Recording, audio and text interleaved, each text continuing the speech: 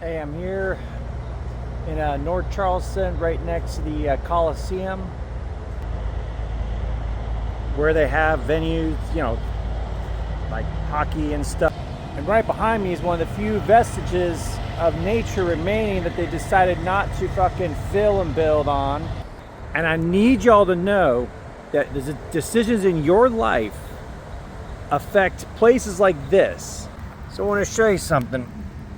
This is original soil right here. So this is what most of these native plants love to grow on around here. Oh, look what we got here, yellow stargrass. Wait, it is, I can tell. It is yellow stargrass. Oh man, I really wanted to show you guys this. So here's a look-alike right here. That is definitely poison ivy. You can see the leaves of 3, the little thumbs on the bottom leaflets. Right here, this is a box elder. It's in the maple family. Now, notice something different. This is not leaves of 3. It is a compound leaf, but this is coming in a package of 5 leaflets here. Okay, box elder, poison ivy. And you'll find this horrid fucking crap everywhere. This is Chinese ligustrum, has opposite leaves. And you'll notice something else. There will be no holes in the leaves, like next to none, because native insects hate this shit. It didn't evolve here. And this is another non-native invasive. It's called Chinese tallow. Notice, no holes in the leaves equals bad, probably not good, especially if it's like a soft leaf. This is box elder. It's a native. Holes in the leaves, just like you'll find with the American red maple, Acer rubrum. Now, we have 2 species of black willow, or in the Salix genus, here in coastal South Carolina. Most of what we have here in the low country is Salix caroliniana, and what we have in most of the other areas is Salix nigra, or the classic black willow. So this is a coastal black willow, and let me show you how to identify it. So you've got an alternating leaf structure, and it sends up these shoots like yay. It has a little bit of a yellowish tint in there, but the way to distinguish this from the black willow is this: the undersides are a little bit more gray, kind of shiny. 9 times out of 10, you see one down here in the low country, it's going to be Salix caroliniana. Oh, nice. Here's some blue-eyed grass. Nice little native, little cricket. Where'd the cricket go? Cricket's going over there somewhere. Hey, let's go over some common non-native weeds that you find in your yard. This is not native. People say, oh, it's good, it's white clover, blah, blah. It can be kind of invasive. At least some things eat it because it's not too different, but it's in the Trifolium genus, which we do have some things in the Trifolium genus here in the east coast of USA. However, this one is from Europe, so it's not as readily consumed by our insects. This right here, these small itty bitty flowers with something with these. Where are these leaves? So these leaves look very similar, okay? See this darker leaves right here and these ones right here? And there's a little bit of that serration in there. This is called black medic. I know it's yellow. I don't know who comes up with these names. There's the flower. It is a legume. Just like this. This is also a legume. Wind is moving, but I'm standing still. So I'm on this boardwalk, and when it starts to get a little bit wetter, you get lizard's tail. It's a nice little native. A little later in the year, they'll start to get all munched up by a bunch of insects, but they are just great for the wetlands. They can take lots of shade. They're just awesome. Right here is just sedge land. I could go into detail about it, but I don't think most people are sedge heads like me that want to go into great detail about it. There's probably some rhynchospora in here. Of course, sweet gum, which is one of those natives that can be kind of troublesome in disturbed areas. If you live in an area with a lot of artificial light, like around here, you're not going to find as many holes on these, but I guarantee you, go out to the Francis Marion and you'll see these guys being actively eaten to death by moths. So moths are one of the reasons why these things are kept in check. Otherwise, it is an aggressive as fuck native. And this right here is, I'm guessing this is the an American elm, or it is in the other genus that they call a water elm, but it's not actually a true elm. But I'll have to look it up later. But by where it's actually growing, you might think, maybe it might be a water elm. Just maybe, you know, who knows, huh? Down here you have a plethora of various, let's see, aroids. Technically, duckweed is an aroid. So you know plants like elephant ear, which that is a non-native invasive, or like Virginia arrowhead, or yeah, monstera.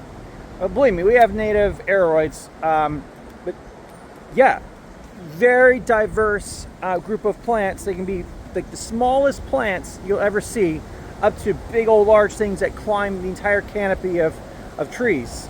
Especially the diversity of aroids down in Colombia and South America is insane.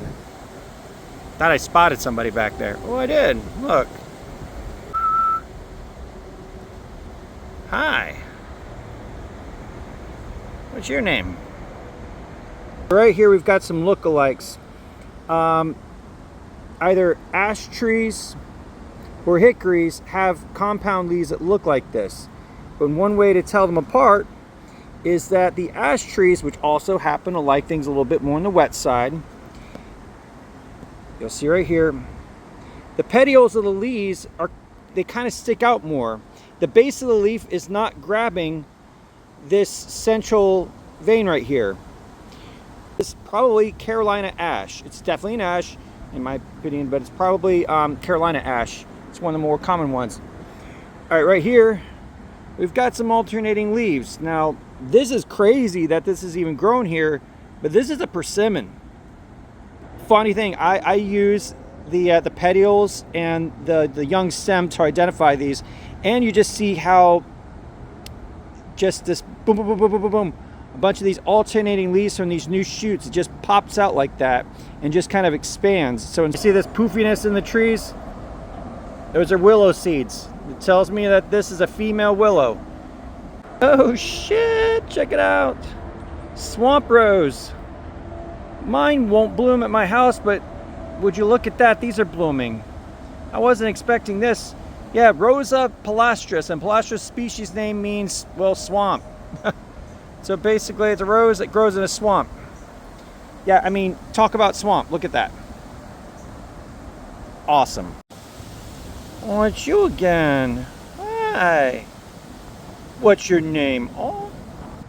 All right, we were talking about red maple. Red maple's everywhere, guys. Very shiny underside of the leaves. This one is just showing off right now. And this one, it can grow in all kinds of environments. And like you can see right here, it can grow in standing water pretty much. It's insane. Since that right here, this is the swamp rose. You can see the thorns, you can see the usual compound leaf patterns and the serrations along the leaves or leaflets. All right, I can tell from just looking at this one that this is a buttonwood, or button bush.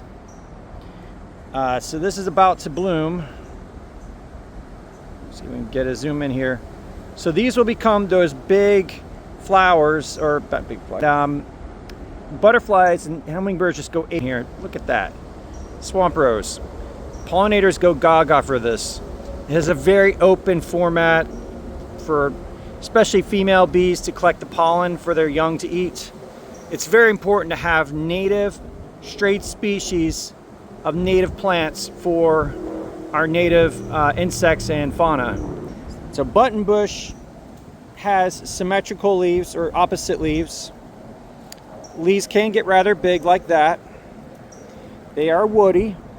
You will find them growing in an environment like this. They can take full water. They can also take semi-moist environments like near a roof drain.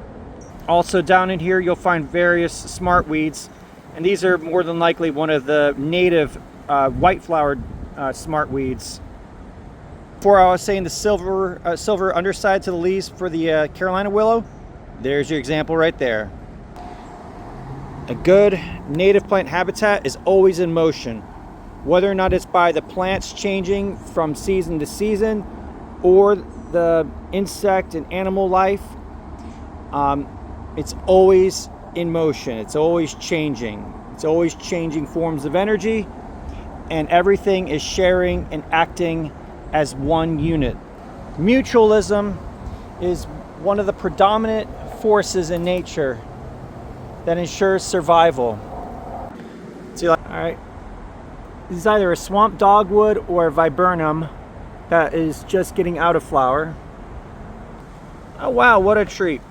There are some bees right now that are on this persimmon, and it looks like it's in flower. Now I can't tell from looking at it just yet if this is a female or male. Once again, this is another plant species that has either male or female on separate plants.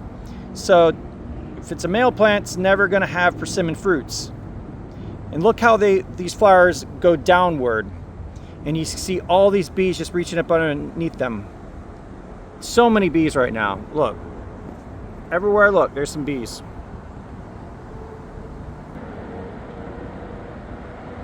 That's it for today. So till next time, Naturalist Engineer here. Have yourself a day. Please like and subscribe. Leave a comment with 7 words or more, and hit that bell icon for more.